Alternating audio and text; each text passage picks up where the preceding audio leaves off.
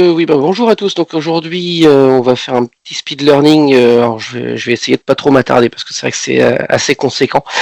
Donc sur la présentation de l'AI Act, qui est la première réglementation européenne et même pratiquement mondiale sur les intelligences artificielles et justement comment les réguler. Et donc voilà, on va voir un petit peu les grands principes qui ont été mis en place au niveau de l'Europe pour essayer de régulariser et de réguler un petit peu tous ces toutes ces nouvelles arrivées qu'on a pu voir dernièrement.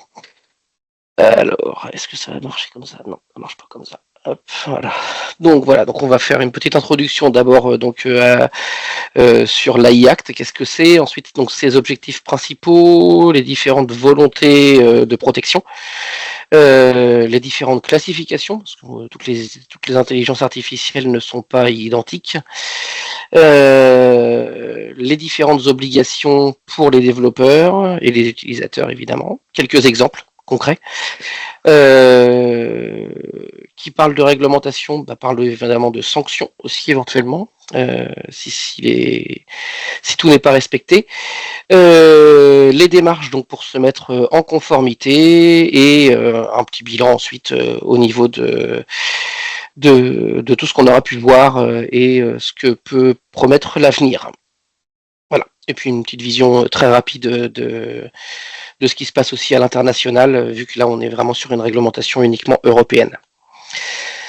Donc l'AI Act, l'AI Act a été donc mis en place de mémoire au mois de juin dernier, 2024. Et comme on va le voir pour certaines catégories, les moteurs avaient 6 mois pour se mettre dans les clous par rapport à cette réglementation qui est sortie. Donc 6 mois, ça fait une semaine grosso modo que les premiers moteurs doivent être dans les clous. Donc c'est une réglementation donc européenne, donc pour encadrer donc tous ces toutes ces nouveautés dans l'intelligence artificielle. Donc voilà, ça a été, enfin les premiers balbutiements donc ont eu lieu en février l'année dernière, donc c'est quand même relativement récent. Et donc le but donc est d'assurer donc que les systèmes d'intelligence artificielle soient commercialisés, conçus de manière éthique. Donc ça c'est vraiment pour l'Union européenne. Les acteurs concernés, donc en fait, les acteurs concernés sont donc les fournisseurs et distributeurs et intégrateurs de systèmes. Donc nous, en tant qu'entreprise, si on était amené à intégrer chez un client de l'intelligence artificielle, on serait soumis aussi à l'AI Act.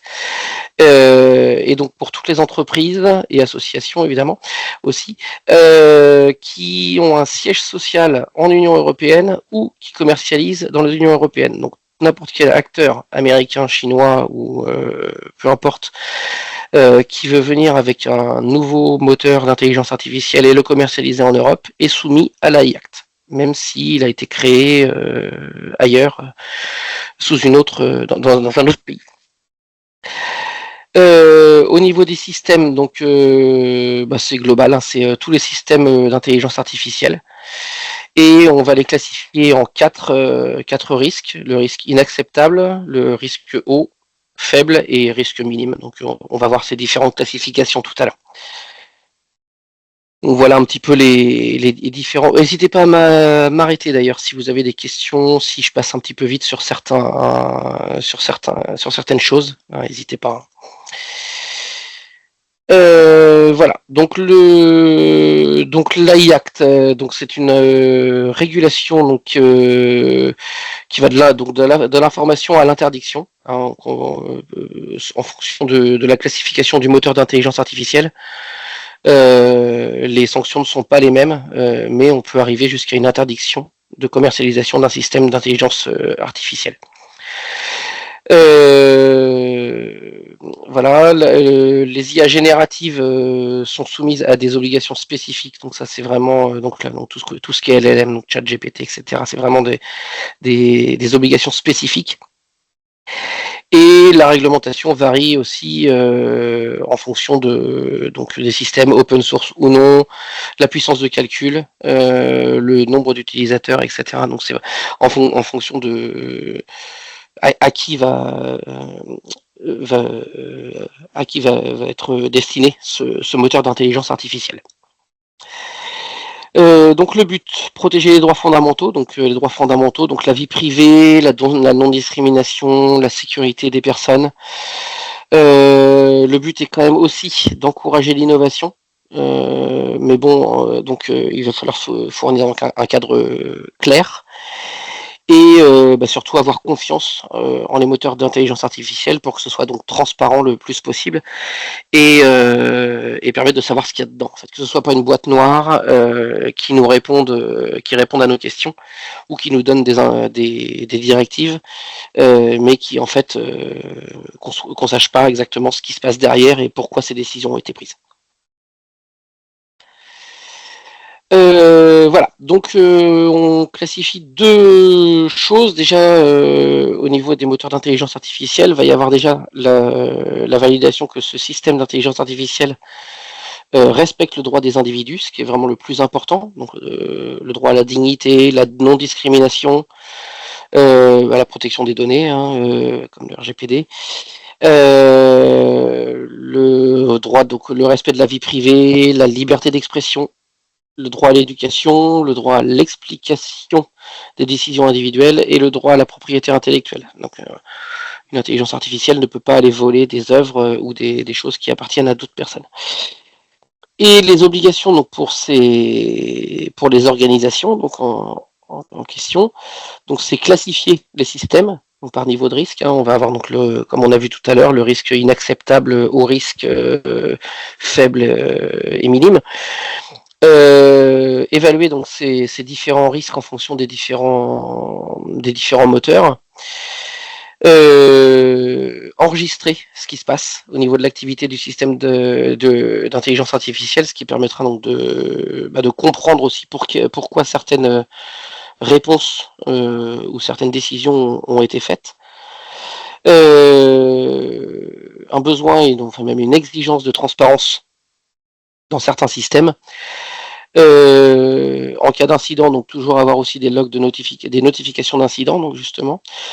En cas de non-respect des réglementations, comme on le disait tout à l'heure, les sanctions. Ça, on y reviendra plus en détail tout à l'heure.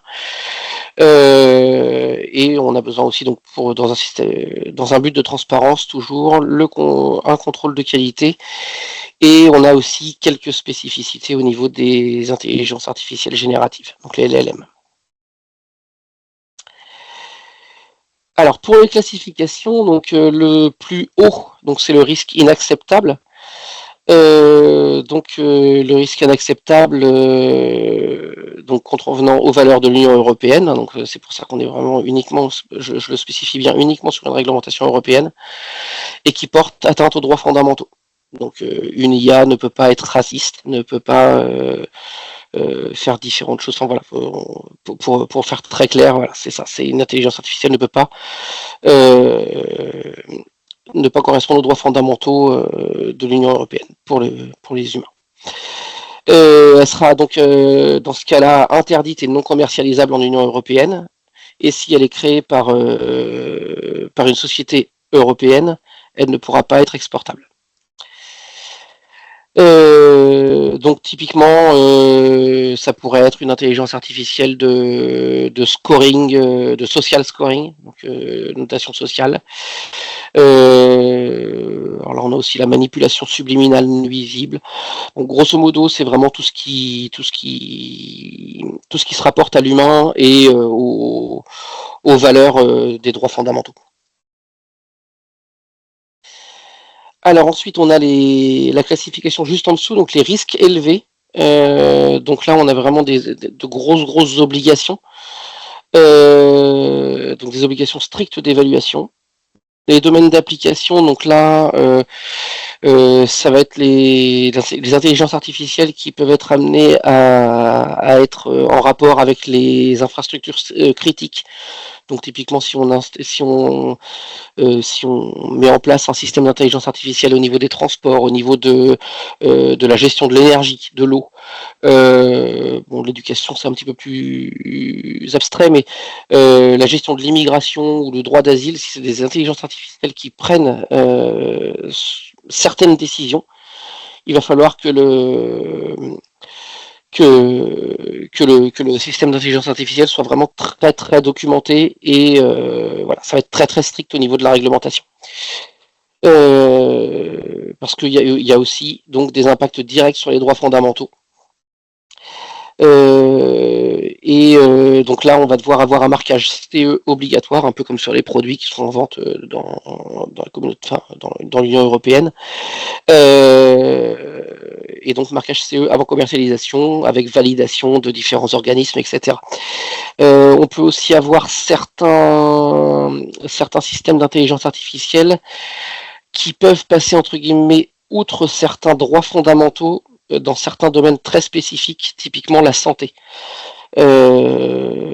Parce que effectivement là on peut avoir certains critères qui rentrent en compte comme le sexe, comme l'origine des personnes, et donc il peut y avoir certaines exceptions très très spécifiques qui peuvent être autorisées sur certains modèles d'intelligence artificielle dans certains domaines très spécifiques. Ensuite, bon, quand on descend dans la classification, donc on a le risque limité. Donc c'est des systèmes agissant avec des personnes physiques. Donc il y a toujours un contrôle humain derrière et qui n'a pas un risque inacceptable ou au risque. Donc là, on va parler éventuellement de chatbots qui permettent de gérer du SAV un peu plus facilement et automatique pour les entreprises ou des choses comme ça. Donc on est sur du risque faible.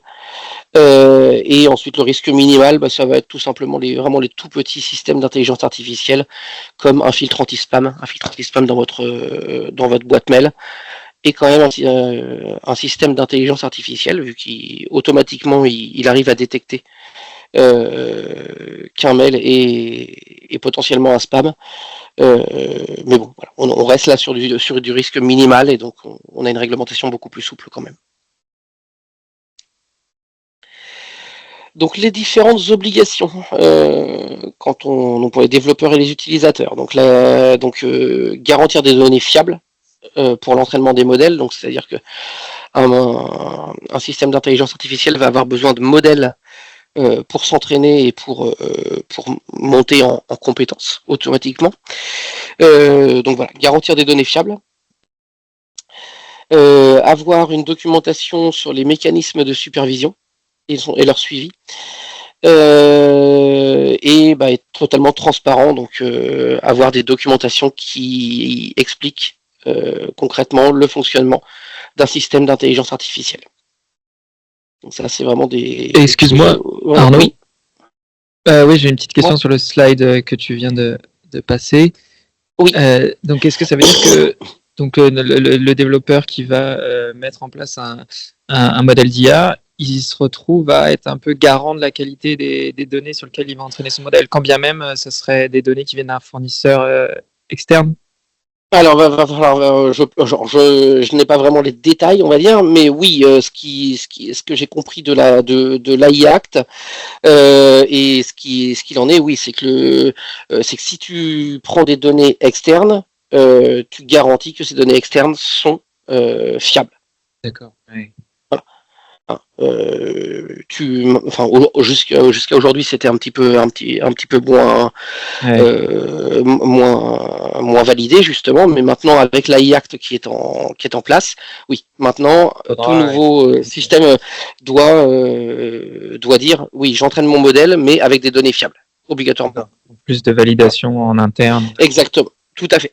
Et comme on le voit aussi, énormément de documentation, on va le voir un petit peu après, mais voilà, ça va être énormément de, entre guillemets, de paperasse pour documenter tout le système, pour qu'il n'y ait aucune zone d'ombre, en fait, qu'on soit vraiment pas du tout dans une boîte noire.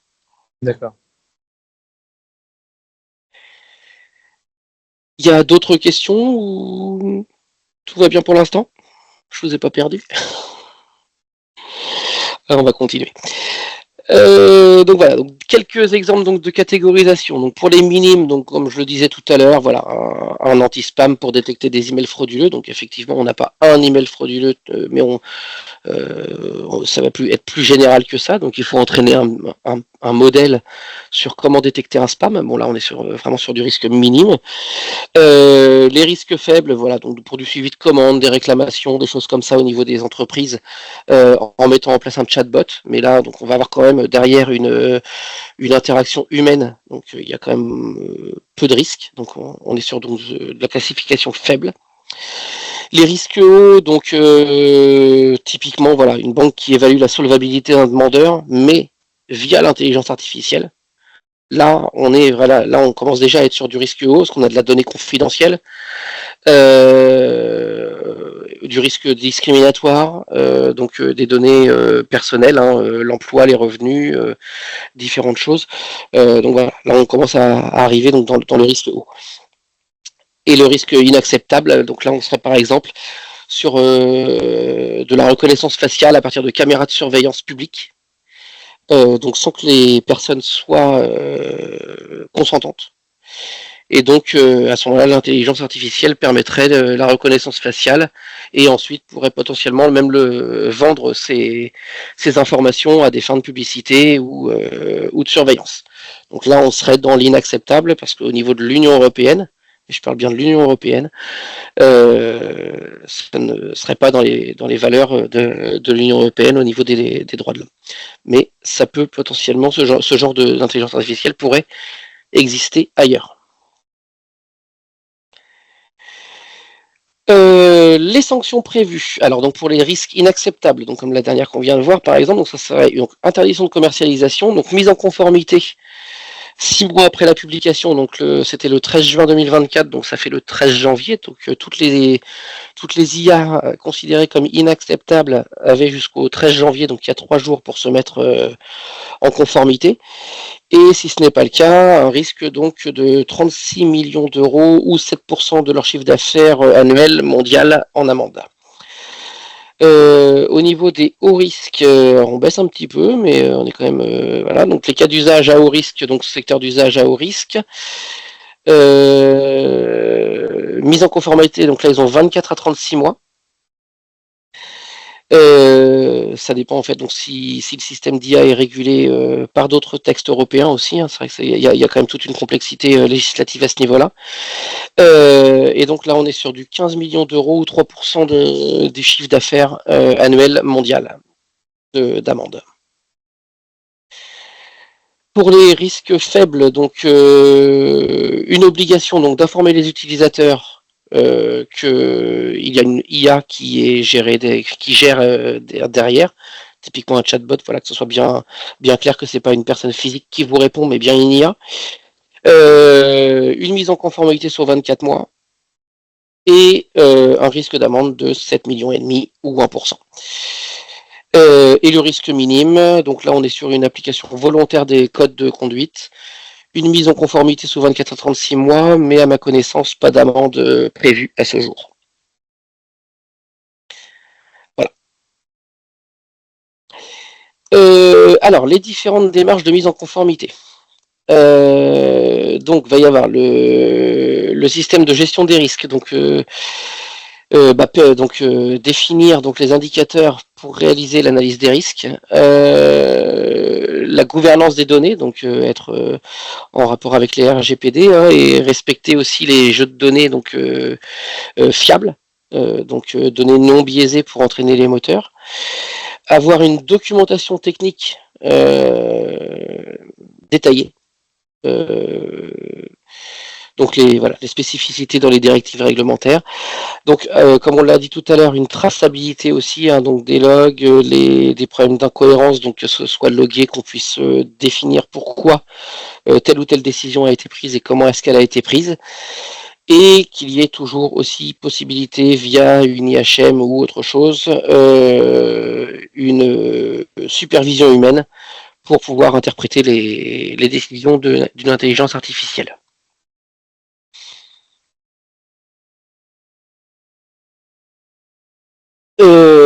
Alors ensuite, donc toujours dans les démarches de mise en conformité, on va avoir aussi donc l'exactitude et la robustesse donc au long du cycle de vie et des mesures de cybersécurité adaptées donc aux différentes failles qui pourraient être trouvées au fur et à mesure du temps. La gestion donc de la qualité, donc documentée techniquement, la gestion de la qualité, la conformité réglementaire, les tests, la surveillance post-commercialisation, donc tout ce qui est donc le cycle de vie de l'application et pouvoir qu'il n'y ait aucune zone d'ombre technique sur comment fonctionne le moteur d'intelligence artificielle. Et enfin, donc, enfin non, pas enfin, parce qu'il en reste derrière, la déclaration de conformité à l'Union européenne, donc déclaration claire et signée, donc ce qui va permettre pour les hauts risques, par exemple, d'avoir le tampon CE, pour chaque système d'IA à haut risque. Et voilà. Et donc sa déclaration et donc obligation de garder la déclaration pendant 10 ans en la soumettant aux autorités nationales, si nécessaire. Donc le marquage CE, comme j'en parlais juste à l'instant, donc voilà, donc ça va, avec tout ça, ça va permettre donc d'avoir le marquage CE pour surtout les intelligences artificielles à risque haut. Et donc il doit rester visible, lisible et indélébile. Alors je ne sais pas exactement sur un logiciel comment ça se passe, mais c'est ce qui est écrit dans les textes en tout cas. Donc c'est la législation européenne, hein, tout simplement. Et l'enregistrement donc auprès de l'Union européenne, donc avant de mettre le système d'IA sur le marché, obligation donc d'enregistrer son système d'intelligence artificielle auprès des autorités de l'Union européenne. Alors un premier bilan de l'AI Act en question, donc voilà, les différents acteurs et les différents États étaient donc plutôt contents de cette approche pour justement être sûr qu'on ne dérape pas dans le temps sur différents modèles d'intelligence artificielle qui pourraient ne pas respecter les différentes valeurs. Malheureusement, enfin, je sais pas, on pourra ensuite en débattre un petit peu, hein. Mais ça risque d'engendrer énormément de complexité, surtout pour les PME et les startups, avec dans ce genre de cas toute la paperasse, toute cette mise en conformité en fait, et cet enregistrement auprès des instances de l'Union européenne dans le cadre dans le cadre surtout des niveaux hauts de risque. On reste quand même aujourd'hui sur des grands principes et des grandes lignes. Et donc il y a encore certains aspects qui manquent de clarté et qui vont mériter dans le temps d'évoluer, hein, je pense, et de devenir plus précis, je pense, avec peut-être suite justement aux différents problèmes qu'on aura pu rencontrer. Au niveau des startups qui pouvaient potentiellement avoir beaucoup d'idées de mise en place de nouveaux systèmes d'intelligence artificielle, etc., ce genre de réglementation, même si c'est une bonne approche, à mon sens, peut potentiellement ralentir un peu l'innovation. Et voilà, une adoption difficile aux évolutions technologiques, donc voilà, c'est une adaptation difficile parce que la technologie avançant, il va falloir que aussi la réglementation avance avec ce qui va sortir dans les prochaines années. Alors aujourd'hui, il y a un deuxième point éventuellement qui a été mis en place, c'est la norme ISO 42001, qui peut être une piste intéressante, qui est une nouvelle norme ISO, donc il y a un peu plus d'un an maintenant, et qui est destinée à encadrer l'intelligence artificielle, mais sous forme ISO. Donc je suis pas un spécialiste des normes ISO, mais ça pourrait être un complément à l'AI Act qui qui rendrait peut-être les choses et l'enregistrement des systèmes d'intelligence artificielle un peu plus simple à mettre en place et à enregistrer et à réguler. Donc voilà, ça permettrait aux entreprises donc de se conformer aux exigences de l'AI Act, mais sous forme d'une norme ISO. Donc je ne suis pas un grand spécialiste de ce domaine, mais ça peut être aussi une piste pour ne pas trop ralentir l'innovation en Europe. Donc les bénéfices de cette norme ISO, donc voilà, donc la gestion rigoureuse et éthique de l'IA, elle est basée là-dessus. Donc on a un cadre structuré, elle s'intègre facilement avec la 27001 qui est donc la sécurité de l'information. Elle permet un renforcement de la gouvernance de l'intelligence artificielle. Donc traçabilité, enfin tout ce qu'on a vu comme différents principes, mais là donc sous forme de normes ISO. Elle permet d'anticiper aussi certains risques.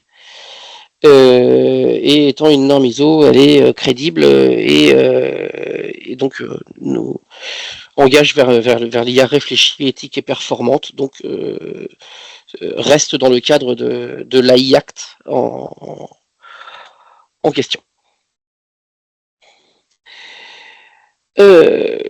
Donc voilà. Alors, on va faire aussi une rapide vision en fait des autres réglementations internationales qui peuvent exister. Alors, on va avoir donc aux États-Unis, il y a l'AI Executive Order. Qui est plus sous forme d'ordonnance pour l'instant. C'est pas vraiment un texte en question. L'Europe a vraiment été précurseur sur la législation en elle-même. Mais bon, donc ça reste une réglementation américaine, donc qui est très orientée innovation et concurrence. Alors le but est quand même que ce soit des normes éthiques, etc. Mais on est quand même beaucoup plus orienté vers l'innovation et la concurrence. Et étant aujourd'hui uniquement au niveau des ordonnances, je pense que l'innovation au niveau des États-Unis, si c'est pas commercialisé en Europe, donc non soumis à l'AI Act, c'est quand même beaucoup moins contraignant. Donc voilà, donc la nature de documents publiés est principalement non contraignante, voilà. Et voilà, les États-Unis penchent plutôt sur une coopération internationale dans les mois ou années à venir pour essayer d'avoir une législation internationale. Un des grands acteurs autres, c'est la Chine. Donc eux, ils sont pour l'instant orientés sur l'atténuation des dommages aux individus, le maintien de la stabilité totale et le contrôle de l'État. Donc c'est vraiment les trois grands principes qui les guident.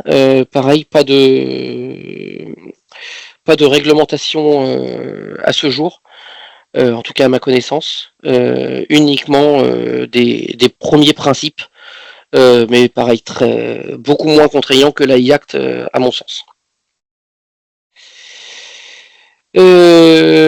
Voilà, donc on va pouvoir passer en fait à la conclusion. Hein. J'espère que je voulais pas vous perdre dans trop de détails non plus. Mais voilà, la conclusion, pour moi, donc c'est que donc l'AI Act aujourd'hui, donc on est vraiment précurseur en Europe au niveau d'une réelle réglementation, réglementation avec loi et sanctions, qui soumet tous les acteurs mondiaux hein, dès qu'ils veulent vendre et commercialiser en Europe, ou toutes les entreprises européennes, même si elles veulent vendre à l'extérieur. Mais bon, c'est une étape essentielle et obligatoire de toute façon par laquelle il faut passer pour les moteurs d'intelligence artificielle vu leur évolution dernièrement.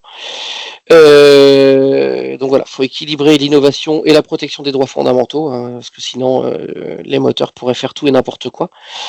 Voilà, faut maintenant se préparer aux nouvelles exigences en matière d'intelligence artificielle. Donc ça, on est vraiment sur des prémices et grandes lignes, et ensuite, je pense que ça va évoluer aussi au niveau des détails et au niveau des lois aussi internationales. Donc voilà, je vous ai mis quelques liens, je vous enverrai le PowerPoint dans l'invitation en plus, hein, sur différentes sources qui ont pu m'aider à vous préparer ce petit speed learning. Donc sur les différentes réglementations, sur la IACT et les différentes réglementations aussi internationales. Voilà, je ne sais pas si vous avez des questions sur cette présentation, si vous voulez revenir sur différents slides.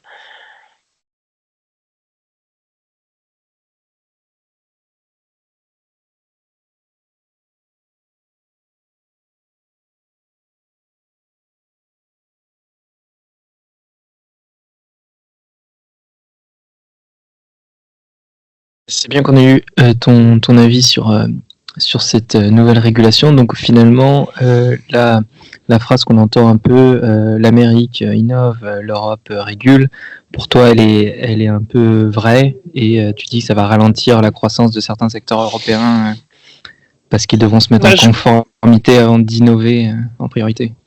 Tout à fait. En fait, si tu veux, c'est que moi, après, ça reste mon point de vue. La IACT est encore trop jeune, on va dire, pour qu'on puisse en tirer encore vraiment des conclusions. Mais quand on voit la taille de certaines startups qui sont très très innovantes, mais c'est une dizaine de personnes qui vont se lancer pour essayer d'innover sur un truc, est-ce qu'elles auront les capacités juridiques pour mettre en place toute cette régulation, cet enregistrement auprès de l'Union européenne, si on est dans des cas typiquement d'un moteur d'intelligence artificielle dans le domaine de la santé. Voilà, donc on est dans un truc qui va potentiellement faire du jugement sur les personnes, parce que au niveau de la santé, effectivement, on n'est pas tous égaux et on a tous nos différents problèmes et nos différentes ethnies. Et donc c'est un des domaines qui est dans la classification haute, mais qui est en exception. Mais une start-up qui voudrait se lancer là-dedans, est-ce qu'elle va avoir la capacité et le budget pour arriver à justifier tous ses choix et toute son innovation pour mettre en place ce genre de choses? Donc est-ce que ce genre de modèle d'intelligence artificielle va pas être mis en place par des sociétés américaines aux États-Unis? Parce que si c'est une société américaine qui veut commercialiser en Europe, elle sera obligée de se mettre aussi en ordre de marche avec l'AI-Act, donc sera freinée. Donc est-ce que éventuellement, par exemple, typiquement un cas concret, donc dans le domaine de la santé, une intelligence artificielle dans le domaine de la santé pourrait ne fonctionner que aux États-Unis, faite par une société américaine? C'est une question.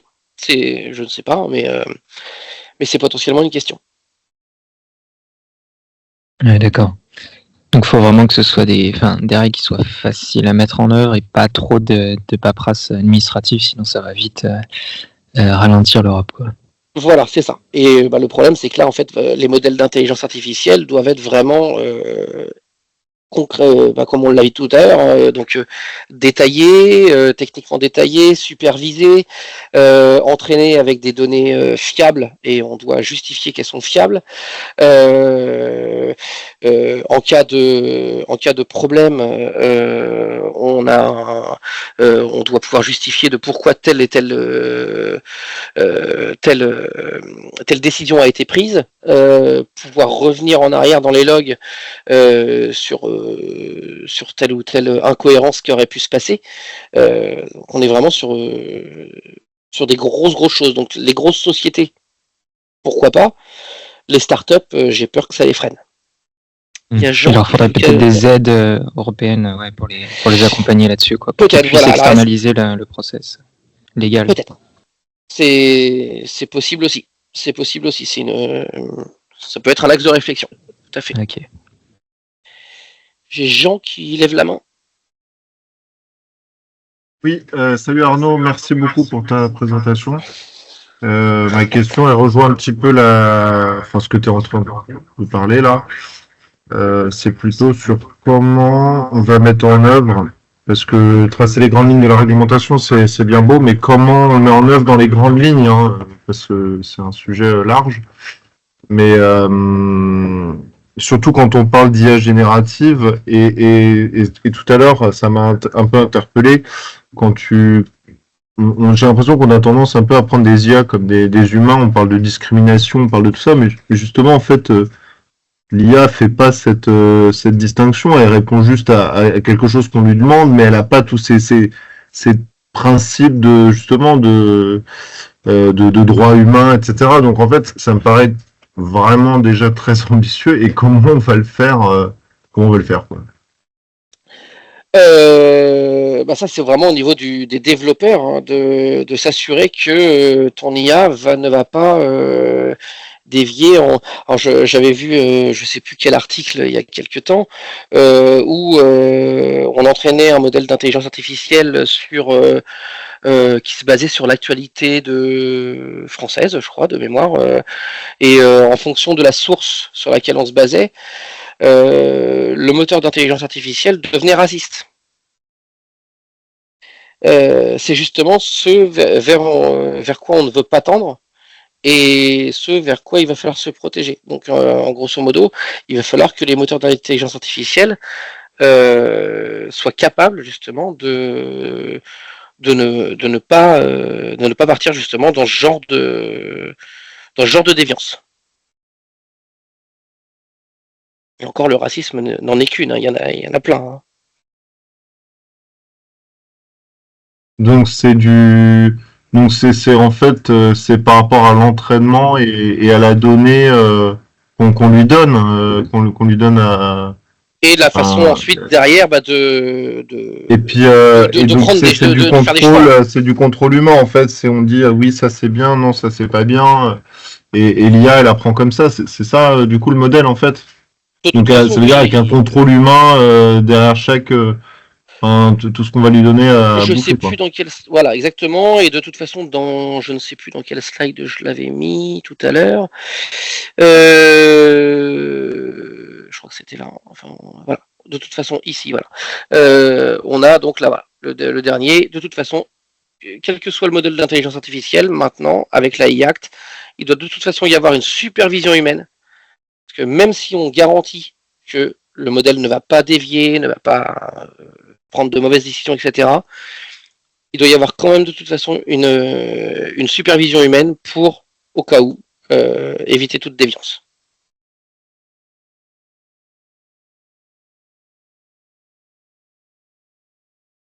Ok. Le but, en fait, justement, est d'avoir confiance en l'intelligence artificielle et de se dire, voilà, la réponse qu'elle va me donner ou l'indication ou le choix qu'elle va faire d'elle-même, parce que tu peux aussi avoir des intelligences artificielles qui, en fonction de certaines choses, vont prendre des décisions d'elles-mêmes, vont pas seulement te donner une information, mais aussi peuvent prendre des décisions d'elles-mêmes. Typiquement, Mais en fait, ouais, voilà, c'est ça, et on c'était le pourrait point. très bien imaginer une intelligence artificielle qui gère, donc là pareil, on est sur un risque haut, qui gère la distribution d'électricité en France au niveau des différentes centrales, au niveau des différentes choses, et puis qui se disent, bah là, j'arrête d'utiliser l'électricité que je fabrique en France, je l'exporte parce que j'en ai trop, et en fait non, t'en as pas assez. Mais en fait, tu prends des choix, et ces choix-là aujourd'hui sont des choix normalement humains.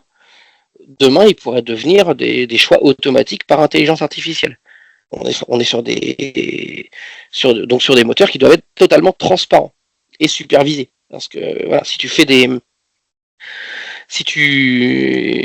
prends ce genre de décision qui peut être très grave, on peut aussi aller très très loin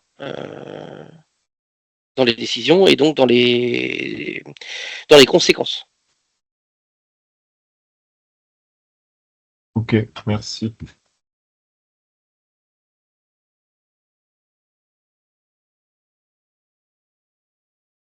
Je ne sais pas si vous avez d'autres remarques ou d'autres questions.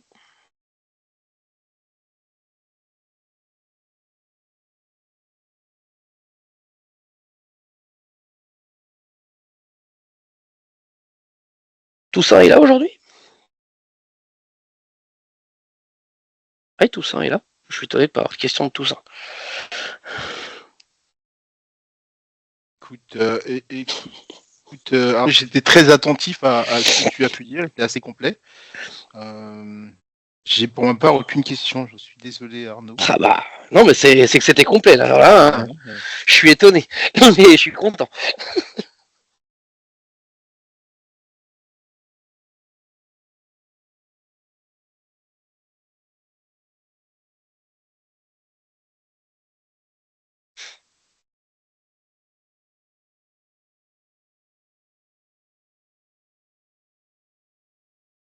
Bah, si plus personne n'a de questions, Lucille, je pense qu'on va pouvoir clôturer le speed learning à ce moment-là.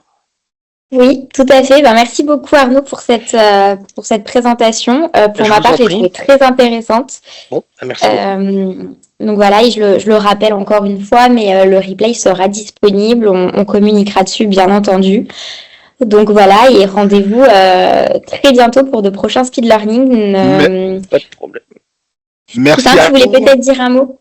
Non, remercie Arnaud pour la qualité de ce speed learning. Bon, bah, n'hésitez pas. De toute façon, moi, je vais envoyer donc le PowerPoint sur l'invitation qui avait été envoyée aujourd'hui. Et si vous avez des questions, bah, vous avez mon mail. Vous me contactez par Teams. Il n'y a pas de souci. C'est avec grand plaisir que j'essaierai de vous répondre, si je peux, évidemment. Merci Arnaud, merci beaucoup. Eh bien, merci à tous pour votre attention et puis à très bientôt. À bientôt Arnaud. Merci Salut. Arnaud. Merci, bonne journée.